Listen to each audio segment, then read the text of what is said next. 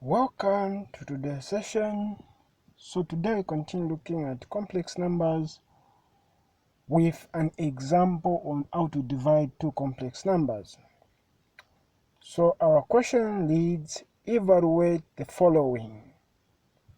So where we have 4 plus j7 divided by 3 minus j5.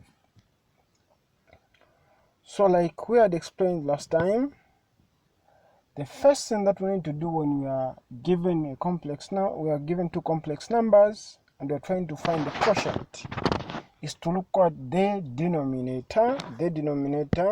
So we look at this denominator, then we find the conjugate of that denominator, and that conjugate will form a 1, a special one, because if you look at here is a minus, here is a positive. So when we do that, we just change the sign. If it was plus here, it becomes negative. With a conjugate, in this case, is negative to positive.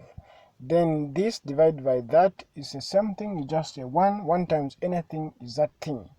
So now basically we are just doing multiplying this original function with a special 1 to help us to simplify it to the way we want when we are trying to find the quotient. So the next thing is just we multiply using the first outside, then last in method. So this one we multiply by this whole thing, then this one multiply by that thing, then this one by this, then this one by the whole this conjugate. Once we do that, we'll just expand. So for example, we've seen here is 4 times 3 is this one, then 4 times this one is this expression. Then similarly we continue now, this one times this one, so this one times this one is that one, then this one times this one is this one. Alright, then we proceed with that in the denominator. So now the beauty with conjugation is the denominator always simplifies to that the square of these two, the square of 3 and the square of that.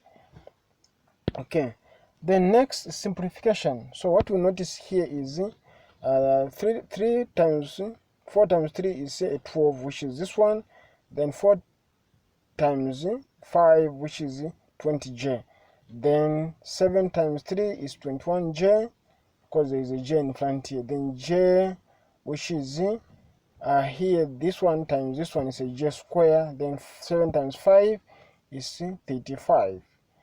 Then what we notice here is we are going to have here negative j square, because this one and this one are opposite signs, so they'll just give us a 0. And so we'll just remain with 3 times 3, which is 9, then 5 times 5, which is 25, then negative j square, because j negative and j positive, they'll give us negative j square.